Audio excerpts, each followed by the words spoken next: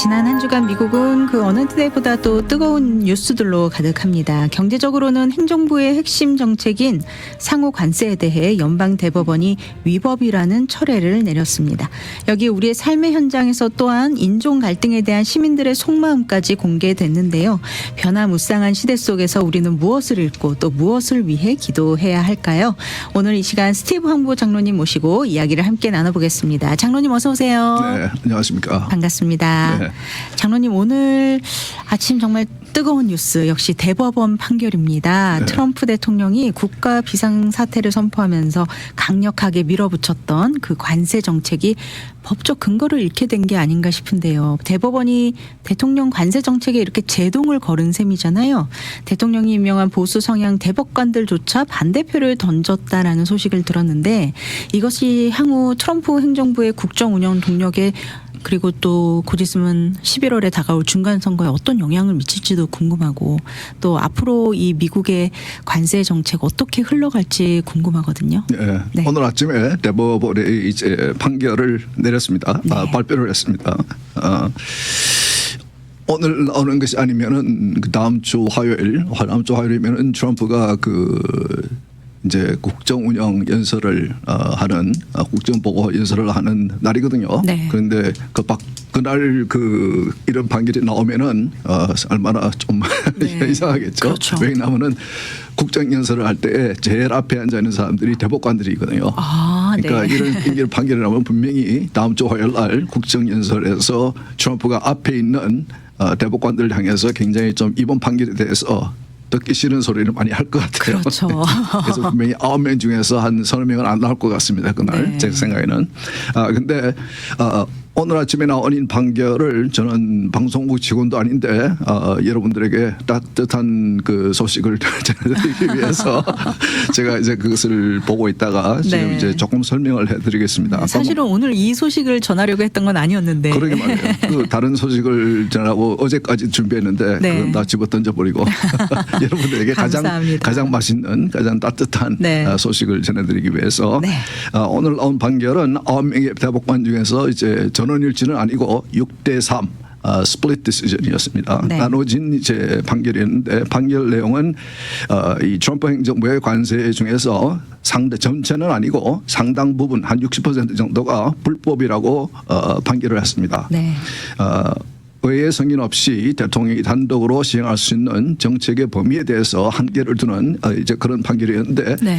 제가 봐도 판결문이 상당히 짧고 어떻게 보면 좀 무성의해 보이는 그런 판결이었습니다. 네. 3개월 동안 기다렸다가 변론 후에 3개월 동안 기다렸다가 내놓은 그 판결치고는 굉장히 좀 무성의해 보이는 그러면서 많은 사람들이 굉장히 중요한 결정이기 때문에 중요한 판결이기 때문에 기다렸는데 이런 그 판결을 내놓고 또 어떤 부분은 좀 그 부족한 판결 내용 속에 보면은 부족한 부분도 있고 네. 그래서 상당히 혼란이 올 수 있는 이제 그런 판결이기 때문에 판결이 나올 때에 트럼프는 백악관에서 이제 각 주에서 모인 주지사들과 오찬 모임을 하고 있었는데 네. 오찬 모임 중에서 소식을 듣고 끝난 후에 바로 기자회견실에 가서 이제 상당히 기분 나빠하는 네. 이제 기자회견을 하더라고요. 네. 네. 그 내용은 뭐 그렇습니다. 보면은 그 판결의 요지는 이런 겁니다. 정부가 그 아이파라는 법을 적용을 했는데 불법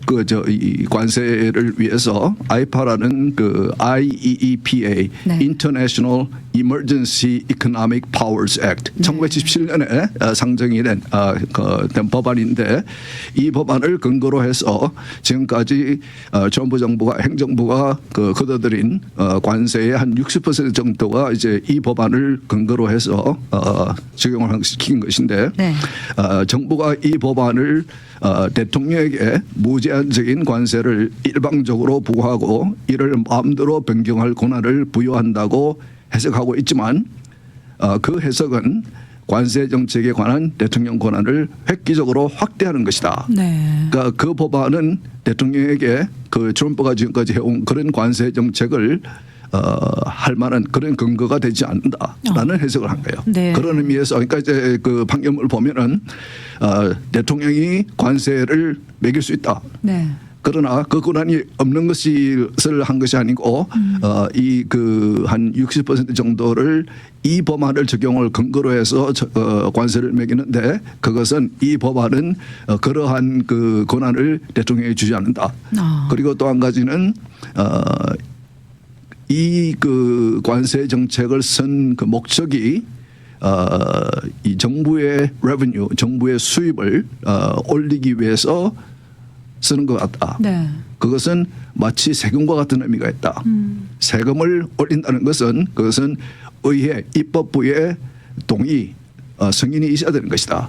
행정부의 대통령이 혼자 할 수 있는 일은 아니다. 네. 사실은 이 법안은 그 아이파라는 이 법안은 어떤 데 적용이 되냐면은 이란 같은 북한 같은 이런 외국의 미국의 그 불이익을 주는 그런 나라의 경제 제재를 가한다든지 불이익을 주는 이제 그런데 대통령이 행정부 수장으로서 사용하는 그런 법안이거든요. 네. 그러니까 트럼프는 지금 현재 미국의 상황이 이 여러 가지 면에서 좀 그 이머전시 좀 이제 비상 상황이다라고 네. 이제 판단을 하고 필요한 것을 미국이 필요하다고 생각되는 것을 얻어내기 위해서 이 관세 정책이라는 것을 이제 도구로 네. 사용해 온 거거든요. 네. 그러니까 이제 수입을 발생시키는 그런 효과도 있었지만은 사실은 그 제조업을 다시 미국으로 끌어오고 그리고 많은 각국에서부터 투자를 끌어오고 지금까지 그렇게 하지 않았습니까? 네. 한국도 그렇고 중국도 그렇고 여러 나라에서 제조업을 끌어오고 투자를 끌어오고 이러한 것을 그 목적을 위해서 이루기 위해서 관세라는 그 도구를 사용한 거예요. 그런데 법만 들여다보고 있는 이 대법관들은 그러한 행정수반의 그러한 그 생각을 이해를 못한 것 같아요. 제가 볼 때는 그냥 완전히 법적인 측면에서 볼 때에 이것은 우리가 볼 때는 트럼프 정부가 이 관세를 수입을 발생시키기 위해서 도구로 사용했다. 네. 그런 면에서 이것은 세금이기 때문에 세금은 입법부의 동의 없이 승인 없이는 대통령 혼자 세금을 올릴 수는 없다. 네. 이제 이런 식으로 이제 해석을 한 겁니다. 네. 그것에 대해서 대통령은 트럼프는 굉장히 오늘 기자회견을 하면서 아주 그 무식한 사람들이라. 그러니까 제가 봐도 트럼프는 그 과거의 정치인들이 했던 되었던 대통령들이 했던 그런 그 방법이나 그것을 훨씬 뛰어넘는 상당히 창조적인 그러한 도구를 많이 사용합니다. 그렇기 때문에 좀 이 대통령의 의도를 충분히 지금 이해를 못하는 정치권에 있는 사람들조차도 이해를 못하는 경우가 생각할 때 많이 있는 것 같아요. 네. 이 경우가 그런 것 같습니다. 네. 대법관이면서도 이 사람들은 법만 들여다보고 있는 사람이니까 상당히 이런 판결이 나왔을 때에 현실 사회에서 이 많은 사람들에게 미칠 그런 영향에 대해서는 별로 이렇게 크게 심각하게 생각하지 않은 것 같습니다. 네. 그것에 대해서는 도리어 소수 의견을 낸 3명의 대법관이 그것을 언급을 했습니다. 네. 그래서 방금 말씀드린 대로 판결문의 요지는 지금 트럼프 대통령이 쓴 관세 정책은 아이파라는 법안을 적용시킨 아이파라는 법안의 제안을 권한을 너무 크게 해석한 것 같다. 네. 잘못된 학대적으로 해석한 것 같다. 그렇게 이제 판결을 내린 것입니다. 네. 그래서 트럼프는 관세의 절반 이상을 아까 말씀드린 아이파 국제긴급경제권한법에 근거해 보고했습니다. 네. 심리 과정에서 일부 대법관들은 트럼프가 의회를 우회해 단독으로 그렇게 광범위한 관세를 부여할 수 있는지에 대해 회의적인 태도를 보였습니다.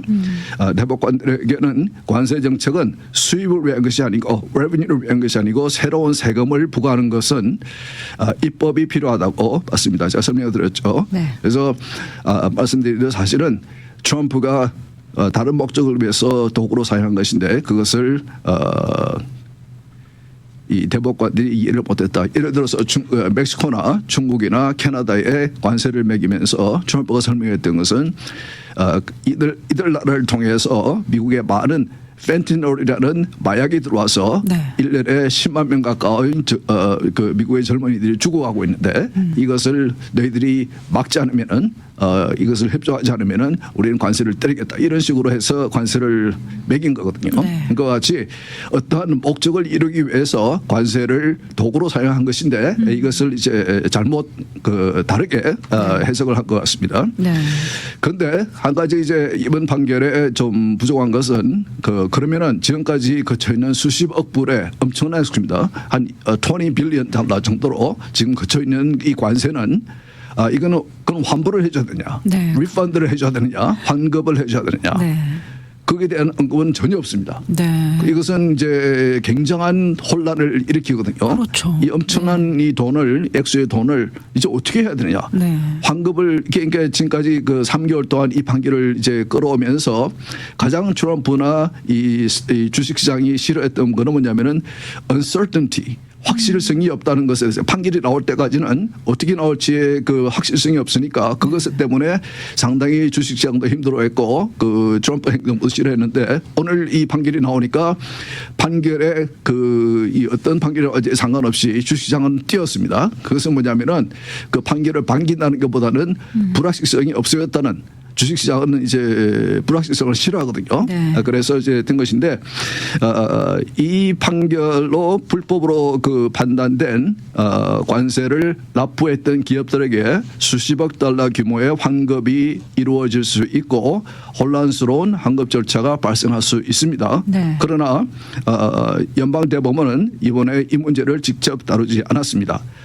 그 중에서 그 3명의 대법관이 그 반대 의견을 그러니까 소수 의견을 냈는데 그 중에 한 명인 케버너 대법관은 반대 의견에서 법원은 오늘 정부가 수입업자들로부터 거둬들인 수십억 달러를 반환해야 하는지 여부 그리고 반환한다면 어떻게 해야 하는지에 대해 아무 말도 하지 않았다라고 네. 이제 의견문에 썼습니다. 그리고 그는 이번 판결이 기존 무역 합의에 미칠 영향에 대해 우려도 제기했습니다. 아이파에 근거해 부과된 관세가 중국, 영국, 일본 등과 같이 합의를 포함해 총액이 수조의 달러에 이르는 무역협정을 진전시키는데 큰 역할을 했다. 그러니까 이 사람들은 트럼프가 그 관세 정책을 도구로 사용했다는 것을 이제 이해를 한 거죠. 네. 그러니까 이 3명은 반대 의견을 낸 이 소수 의견을 낸 세 법관은 이제 그런 의견을 자신들의 그 의견문에 이것을 이제 포함을 시켰습니다. 네. 그래서 올해 초 행정부가 발표한 여러 합의의 토대가 관세였기 때문에 앞으로 다른 나라들이 어떻게 반응할지는 사실은 이제 좀 두고 봐야 될 것 같습니다. 네. 한국 언론을 보니까 오늘 바로 그 반응을 하면서 미국 정부와 협의해서 앞으로 대처해 나가겠다. 네. 이제 그렇게 이제 반응을 냈는데 앞으로 이 관세 정책으로 인해서 트럼프가 원했던 미국이 원했던 많은 것을 투자도 그렇고 제조업도 그렇고 많은 것을 그 합의해 준 다른 나라들이 앞으로 이 판결문을 보고 어떤 식으로 나올지 될지 네. 조금 이제 좀 두고 봐야 될 것 같고 그리고 말씀드린 대로 이 수십억 불에 달하는 이미 거쳐 있는 관세를 어떻게 이제 환불을 하라는 판결도 없고 하지 말라는 판결도 없고 네. 그러니까 이제 불확실성을 없애줘야 되는 판결이 돼야 되는데 네. 불확실성을 도리어 키우는 그런 판결이 나왔기 때문에 그렇기 때문에 어떻게 되냐면은 오늘 대통령도 트럼프도 얘기했지만은 결국은 기업들이 혹은 비즈니스들이 정부를 상대로 소송을 걸겠죠. 네. 소송을 걸면은 보통 이게 과거의 전례를 봐도 적어도 2, 3년은 갑니다.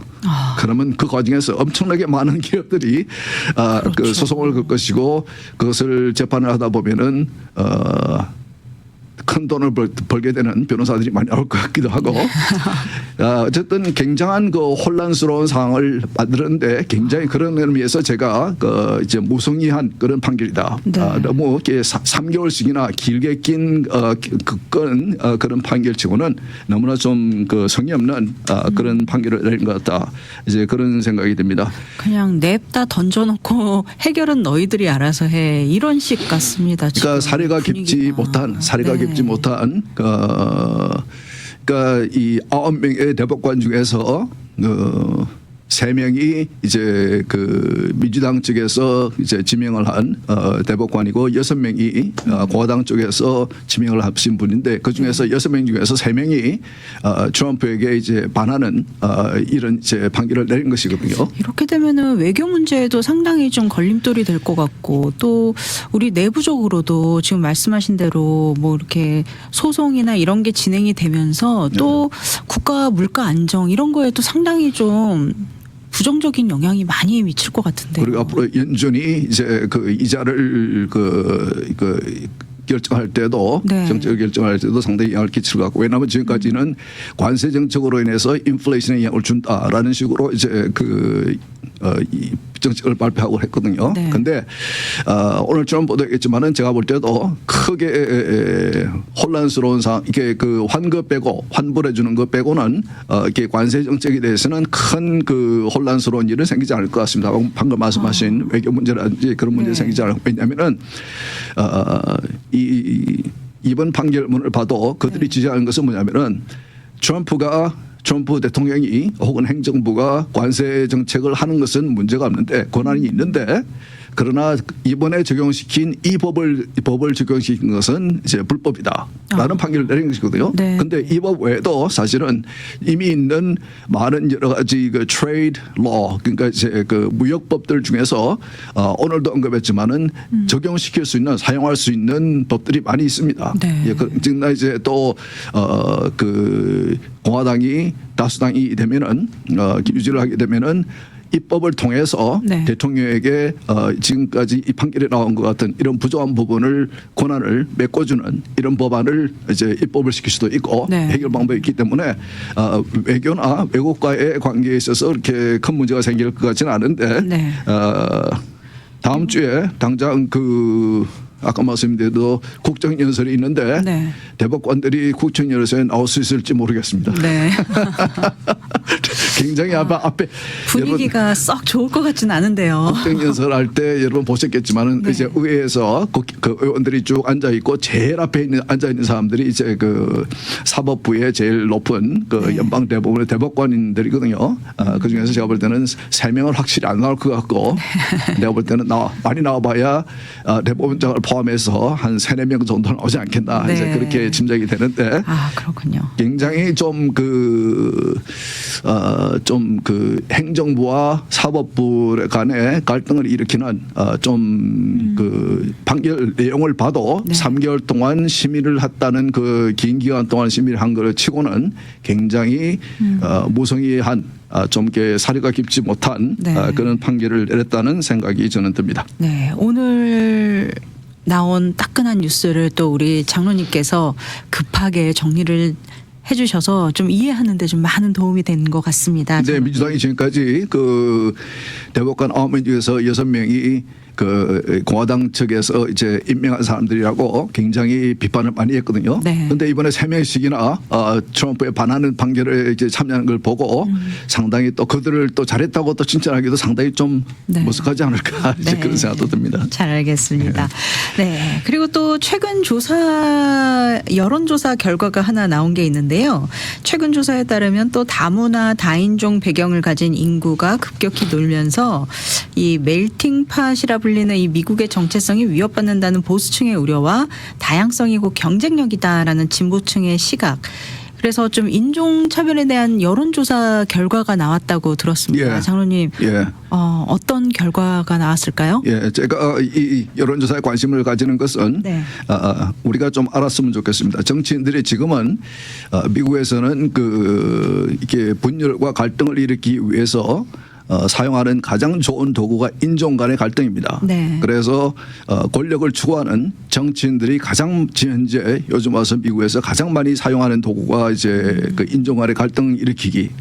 언론도 동참을 하고 있고 소셜 미디어도 동참을 하고 있고 그래서 마치 이 미국 이 세계 전체에서 가장 많은 그 인종들이 모여 살고 있는 이 미국에서 인종으로 인해서 갈등이 아주 심한 것 같은 분열된 것 같은 이제 그런 이제 환경을 혹은 그 상황을 만들어가고 있는데 이 조사를 보니까 상당히 현실 사회에서는 현장에서는 전혀 반대인 것 같다. 혹은 그렇게까지 심각하지는 않은 것 같다라는 네. 이제 생각이 들어서 제가 관심을 가지고 여러분들에게 한번 소개를 해드리고 싶은데 네.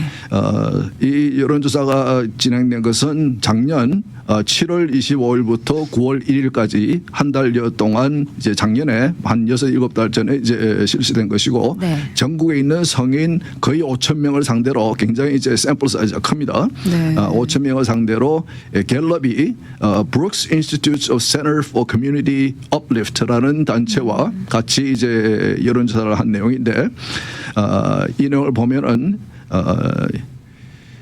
이 대부분의 미국인들은 인종이 자신의 일상적 결정에 영향을 주지 않는다고 답했습니다. 네. 그 말은 지난 바이든 정부에 또 우리가 봤지만은 계속해서 어떠한 그 인종 간의 갈등이 있다고 얘기하면서 대통령이 이렇게 부대통령 그 러닝메이트를 결정할 때도 혹은 장관들을 결정할 때도 혹은 그 백악관의 간부들을 결정할 때도 어떤 인종들을 지명하면서 이번에는 백인, 흑인 여성 뭐 이런 식으로 이번에는 LGBTQ 여성 이런 식으로 굉장히 그런 식으로 이제 성 정체성이나 인종으로 선택하는 네. 예를 들어서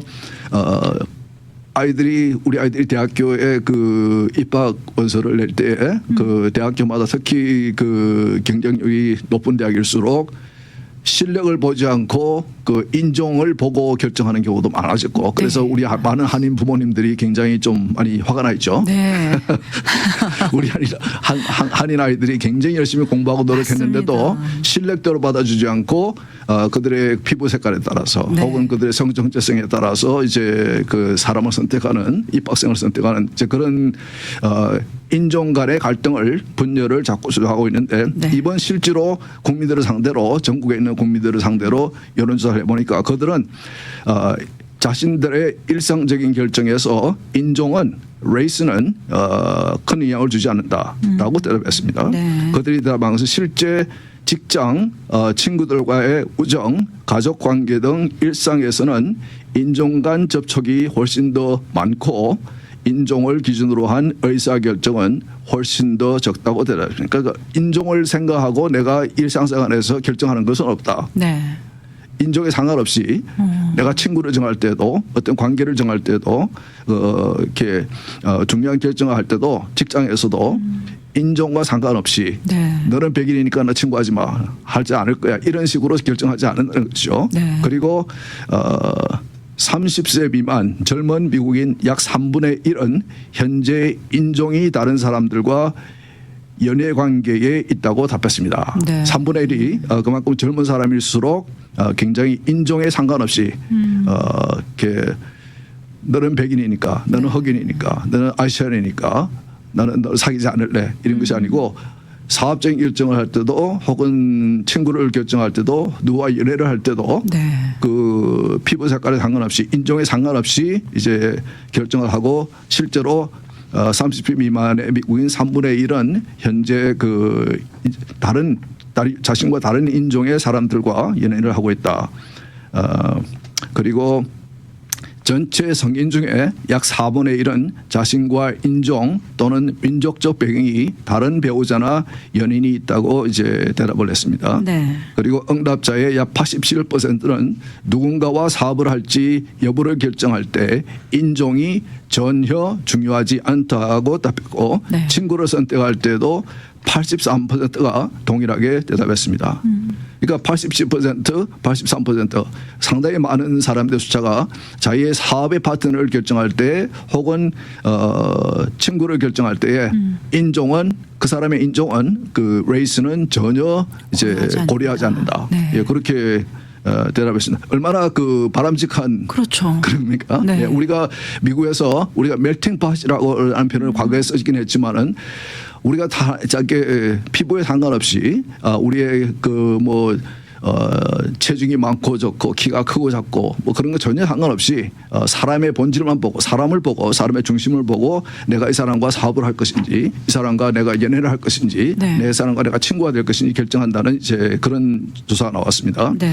그리고 약 80%는 다른 인종의 동료가 있다고 했고 83%는 다른 인종의 customer, client, 고객들이 있다고 답했습니다.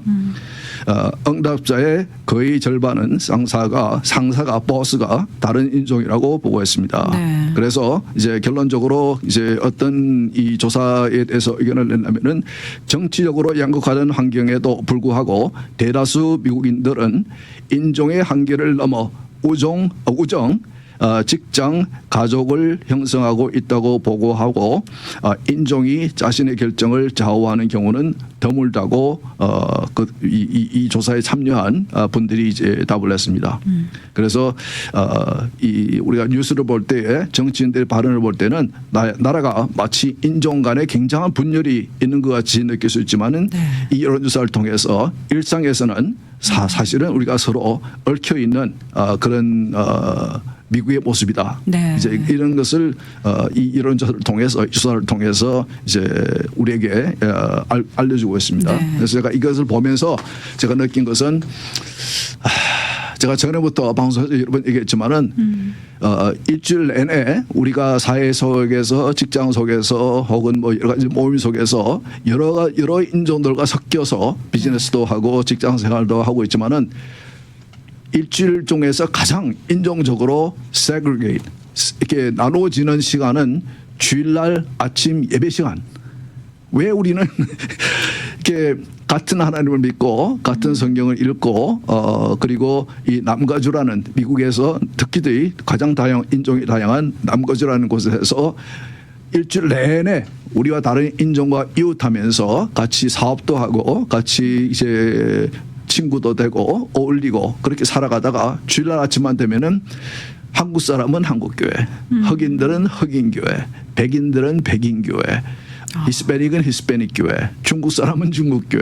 네. 이런 인종적으로 가장 separate 되는 그런 일주일 중의 시간이 주일날 아침 예배 시간이다. 와, 참 아이러니하네요. 아이러니하죠. 네. 예, 참 가장 그 시간이 인종을 초월해서 네. 피부 색깔을 초월해서 가장 우리가 이렇게 어울려야 될 영적으로 어울려야 되는 그럴 시간일 것 같은데 왜 이렇게 그 일주일 내내 이 조사도 나온 것 같이 서로 어울려 인종 간에 서로 어울려 피부 색깔에 상관없이 여러 가지 그 생활을 살다가 주일날 아침만 되면은 그렇게 되는가? 이것은 우리가 좀 제가 방송 전에도 여러 번 얘기를 했습니다. 네.